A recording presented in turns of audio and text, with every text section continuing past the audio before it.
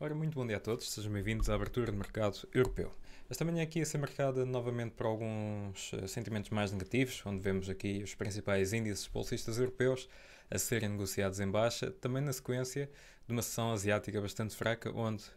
o índice chinês, o único que está a ser transacionado neste momento, devido aqui ao feriado prolongado na China, acabou por fechar aqui a sessão em terreno negativo e que terminou aqui com esta sequência bastante prolongada de ganhos.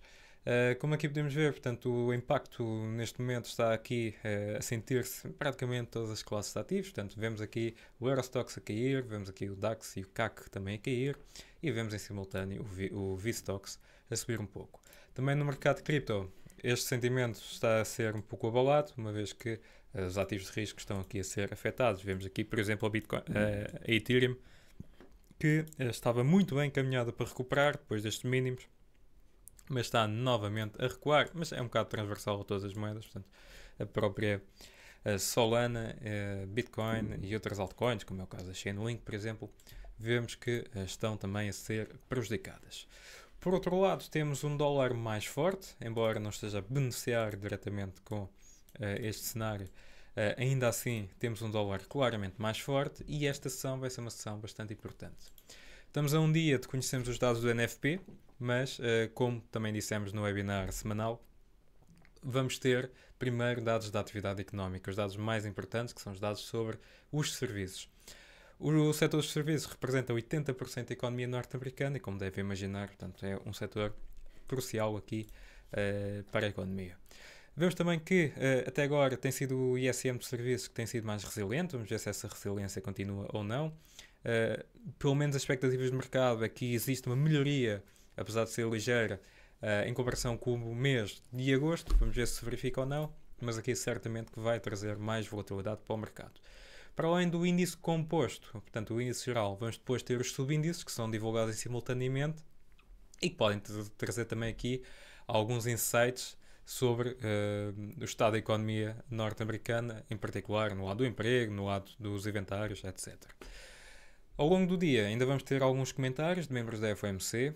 mas com o aproximar depois do fecho do dia, vamos claramente começar a ter mais atenções centradas aqui no NFP. Portanto, o NFP é o principal evento, ou um dos principais eventos desta semana, portanto, diria que é o NFP e o ISM de serviços, e que ambos deverão aqui agitar os mercados e poderão eventualmente até fazer aqui alguma mudança em termos de trajetória dos juros por parte da Reserva Federal. Neste momento, portanto, tivemos aqui o VIX a reagir junto à zona de suporte, não podemos excluir a possibilidade de reagir junto à zona de resistência, portanto, recuar um pouco. Aqui, claramente, que os dados, estes dois dados que eu estava a referir, vão influenciar muito e, portanto, vamos ter que ter aqui alguma atenção. Também o próprio Euro-USD, portanto, se por um lado temos o índice dólar a formar, ou dar indícios que está a formar um duplo fundo, o Euro-USD obviamente tem que dar indícios que está a formar um duplo topo. No lado norte-americano vemos que o sentimento também é um bocado mais fraco, ainda assim, no caso do Nasdaq vemos que continua a lateralizar um bocado, e aqui claramente à espera daquilo que poderiam ser, ou que poderão ser os dados sobre o NFP e sobre o ISM. Depois temos aqui também o S&P, que continua a ser negociado numa zona aqui de suporte, que no curto prazo é uma zona bastante importante, portanto hoje vai ser um dia também importante para o S&P. E depois quando olhamos para o Dow Jones vemos que continua aqui muito lateral, aliás já há muitos dias que está aqui lateral nestes níveis, que é marcado aqui pelos máximos históricos, e o Russell aqui de certo modo um bocado fragilizado, portanto aqui também as small cap a tornarem-se mais voláteis. No lado do mercado obrigacionista continuamos a ver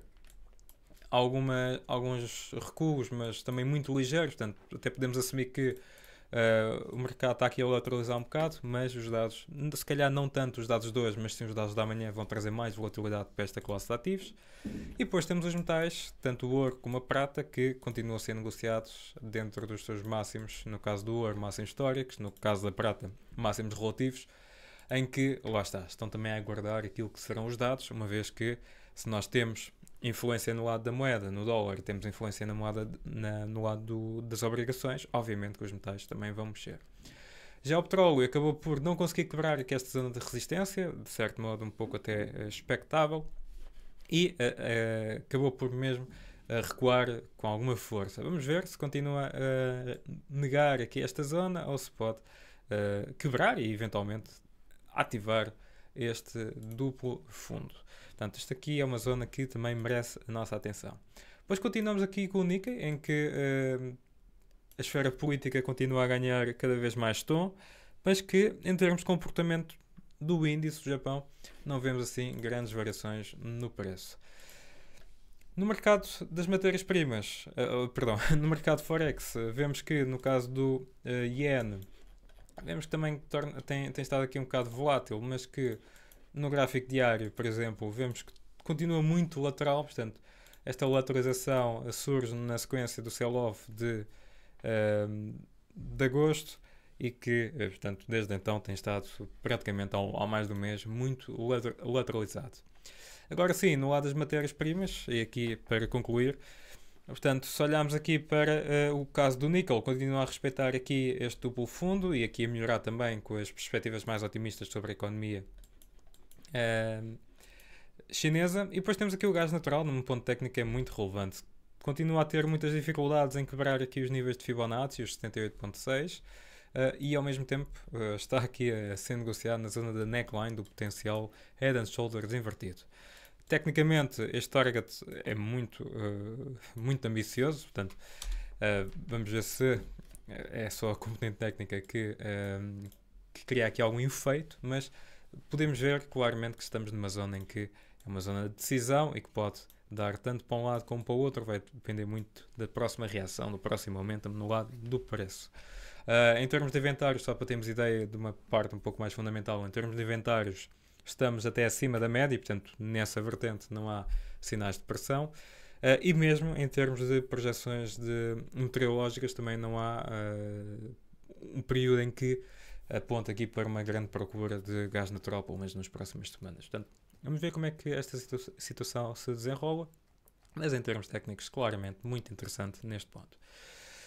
E do meu lado é então tudo. Resta-me desejar-vos continuação de uma boa semana, bons negócios a todos e para quem quiser, convido-vos também a assistir ao webinar das 2h15, onde vou fazer então a abertura do mercado norte-americano. Cumprimento a todos e até ao próximo vídeo.